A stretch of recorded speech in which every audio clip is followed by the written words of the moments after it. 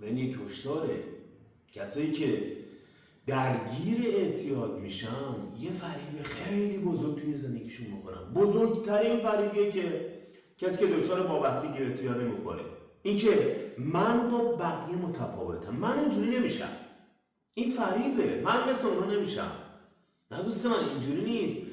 تو زمانی که وارد یه سری از اعتیادها و وابستگی ها میشی، به محض اینکه وارد میشی شاید روزهای اول، ماههای اول برای تو لذت بخش باشه، کیف بکنی، توی لحظه باشی، استرس نداشته باشی، پر از شادی باشی، پر از شور و شعف باشی، ولی این قصه دردناکی پشت این قضیه است. اینجوری نمیمونه که تو هر چقدر که جلو میری یه سری اتفاقات بدتر، یه سری دردها، رنجها برات میفته.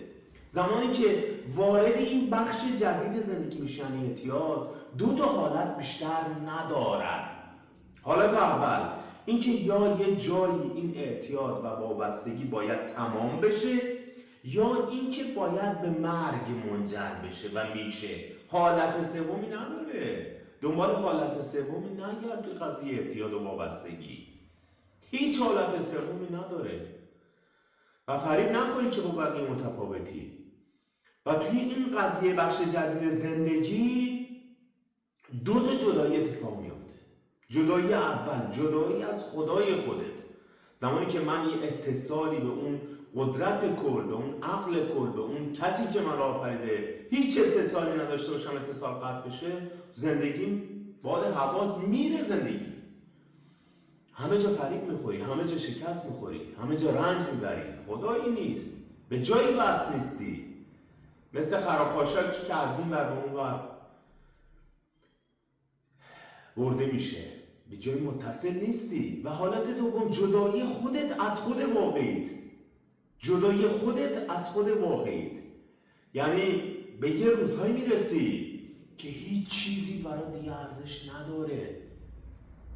یعنی اگر این خود من که نمرش 20 که پر از عشق بوده، پر از محبت بوده، پر از امید بوده، پر از مهربانی بوده، پر از صفا بوده، پر از صمیمیت بوده، این 20 من به واسطه این بخش جدید از زندگی که این وسط من رو میبره به سمت بعد حیوانی خودم. یعنی یه سری از ارزش ها میره، یعنی یه سری از محبت ها میره، مهربانی ها میره، یعنی هیچ ارزشی دیگه برام مهم نیست. یعنی احساسات دیگران برام مهم نیست، احساسات خودم برام مهم نیست، احساسات پدر و مادرت برام مهم نیست، زن و بچه‌ت برام مهم نیست.